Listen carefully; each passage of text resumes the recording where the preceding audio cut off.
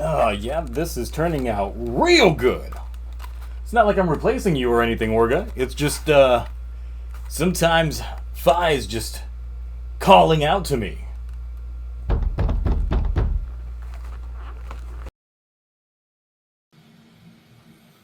The hell? You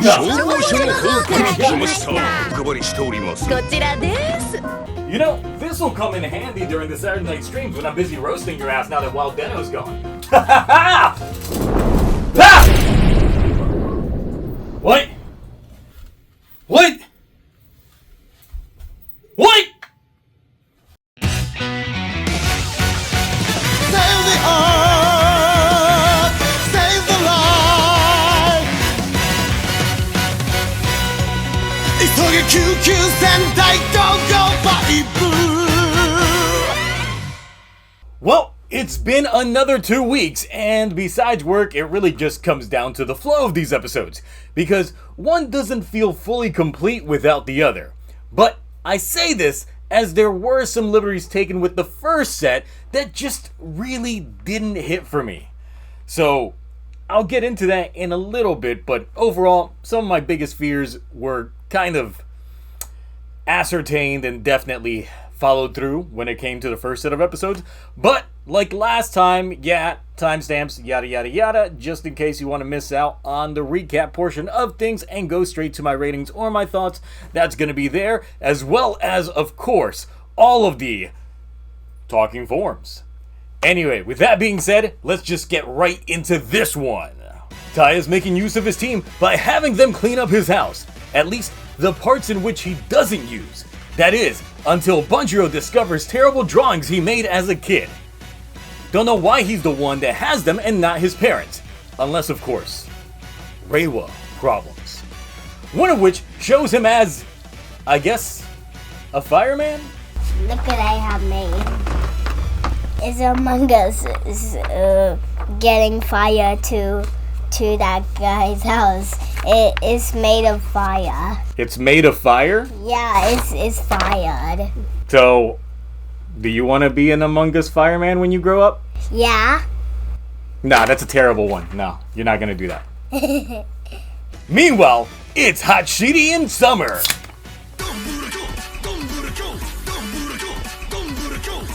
With our dynamic trio suffering the side effects of completely deniable climate change, when Dumpster Tacos finally hit Yarukar's tailpipe, giving him the gas.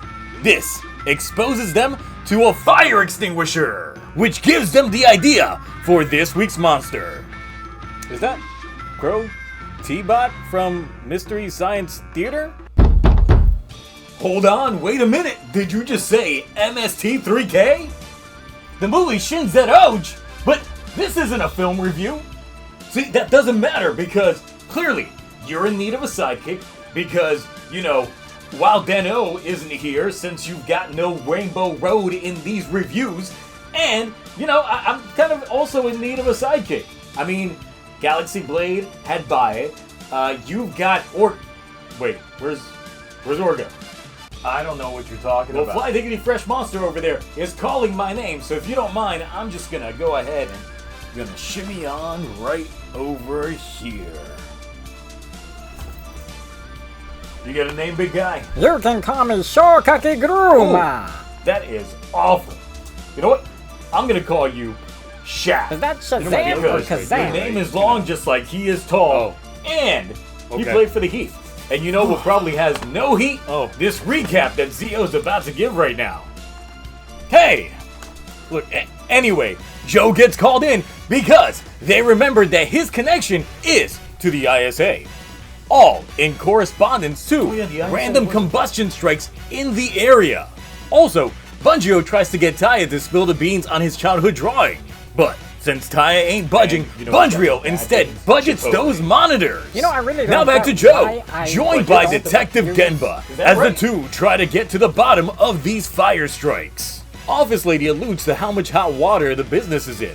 Home Guy said that he wants to fire up that dog over them shoes. House Lady was burning up them chores, meaning the theme was all of these folks were causing fires by just talking that heat. But you know, if that were the scenario, then my Unlike whole this room recap. would have been on fire. Instead, something happened to Orga.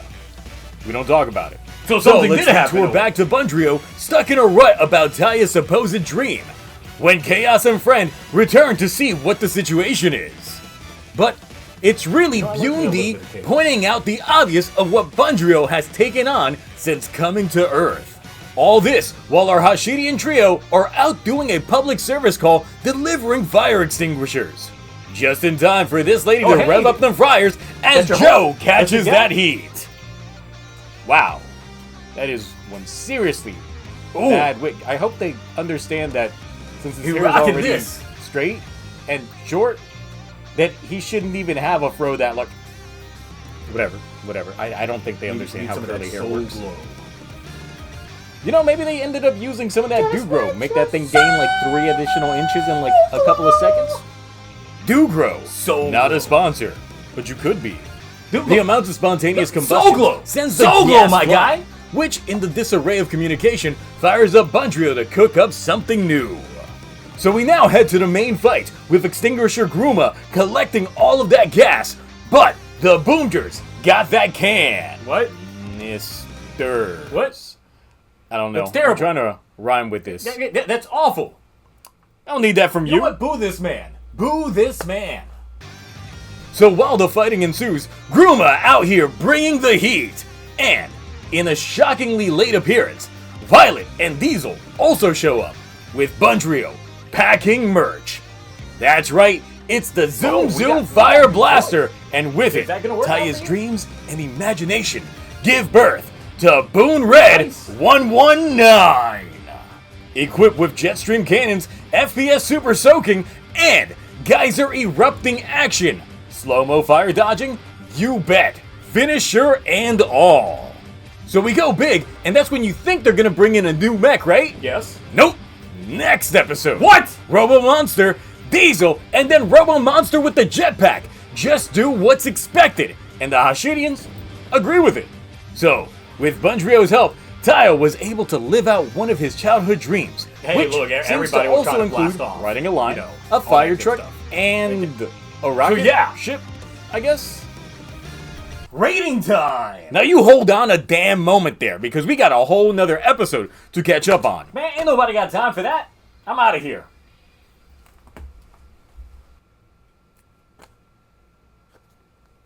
Bye. Intermission.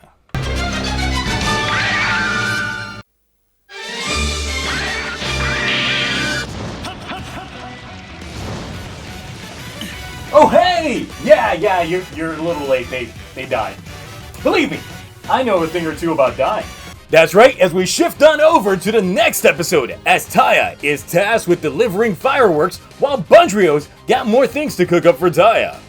But if he can just whip up upgrades like that, what about the others? Like Boom Black 110 or Boom Blue 007. Let's not stop there. How about Boom Pink 060 or Boon Orange 455? You know, if you know leet speak, then you would understand what 455 would translate to. I mean, if this image is not going to be an indicator for you, then you know what? I got way too ahead of myself. There was other stuff that was going on. So, the Hashidians are out camping because the Boomgers wouldn't wander this far into the woods, right? Transforming the tent and giving us a tent groomer with the power to trap folks inside tents. You monsters. Oh, luckily, you know, we got a couple of escapees. Actually, just the one kid, the one that matters. But he gets ambushed. Luckily, Sakito and BoonD are still homeless and nearby, managing to throw hands just when Taya shows on up. Man, all these convenient timings this week. It's crazy. Also, that kid, like I said, he's the recipient of their fireworks. But as Taya tries to help the kid out, the groomer is out here dropping tents when Sakito steals that spotlight and gets tented. Luckily, BoonD is also here and shit, man, you just got tented too. This does manage to buy Taya time to deliver the goods and finally deliver those hands straight to the groomer. But wait, how about Sakito? How did he get here? You mean to tell me that this monster literally just put them in regular ass tents? You know, the kind that have the zippers on both the inside and the outside. So he could have just put... Okay, alright. I'll take it. Well, now it's a battle with Red and Perp. Right where George's dad took that knee in Revice. Except we trying to pitch tents today. But everyone knows that the party doesn't really start until you get out the Super Soakers with the 119. And then you get the slip and slide surprise and take the rise. Bypassing Rainbow Road once more, but Cannonboard's got some new tricks by making the grunts also big. Taking those hostages and putting them inside the roaring flames. Yeah, they dying. You know how oxygen works when you're around?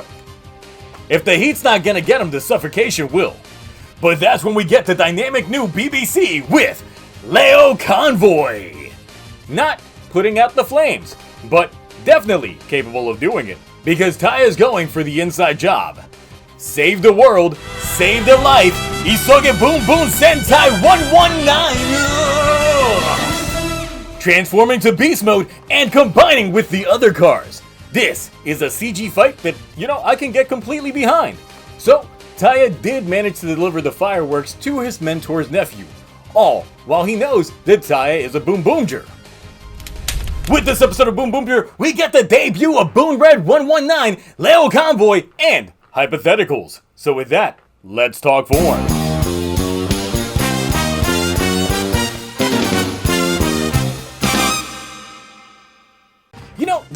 This fixes a lot of the issues that I had with the initial BoonBoomger suits. There's a symmetry with the undersuit, which the pleather-like material does give it a nice sheen to it, and mixed with the chest armor, it's good. Then you add in the movement of the small tires from the back to the shoulders, it gives it just a better look to it. The helmet also being altered to look like a firefighter's design actually complements the tire visor much better. This is hands down the best designed suit in the show thus far. It addresses a lot of the issues that I had with the initial suits, and I would just love a variation of this for the others. Because we need those team power-ups. Speaking of team power-ups, let's take a look at Boom Black 110. We got metal heroes on a budget, so blue SWAT. Great. But it's crazy how just adding a little bit of padding can do wonders to a suit. No, that's wrong. No. Yes. Boom Blue 007 just having a blazer at the top, it's good, but, he needed some pants. Just give him a blue suit in general, and that could definitely pass. Now back to getting serious, because we got ourselves a new Boom Boom car that transforms from a fire truck to a lion. And look, if this isn't a reference to Transformers, then I don't know what is, because Convoy is literally Optimus Prime's name in Japan. And the Robots in Disguise version of him did transform into a fire truck, while in Beast Wars 2 we had Leo Convoy, who transforms into a lion.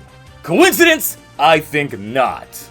BoonBoomger definitely coming after Pokemon, Digimon, Mario Kart, and now Transformers. Though they technically have been, but now it's a little bit more of an obvious nod. But then you add the fact that Leo Convoy combines with the Boom Boom cars, and we get a little bit of Liger Zero from Zoids up in here. But in all seriousness, look, I love this design, and I might have to actually snatch up that toy because of it. Wanna talk about it? No. You got your butt beat, huh? I don't know what you're talking about. Was it Kermit? Ain't no one messing with Mr. Green. Netflix? Oh no. Though, he is starting to slow down. But right now he getting hot because he dropping new Cobra Kai's. Nintendo Soji. Nintendo Soji. You know you can't beat him, right? If this was the Wii U era, sure. But now? Listen here, you absorbent yellow miscreant. I don't need no advice from you. You know that's just time Kabuto, right? What? I am time. So, episode 21 brought with it my biggest fear of an immediate plot point being introduced and instantly paid off. It's not an episode that felt like it focused on what it needed to focus on. So, even with the hijinks that we had, I gotta give this one a Car Ranger C!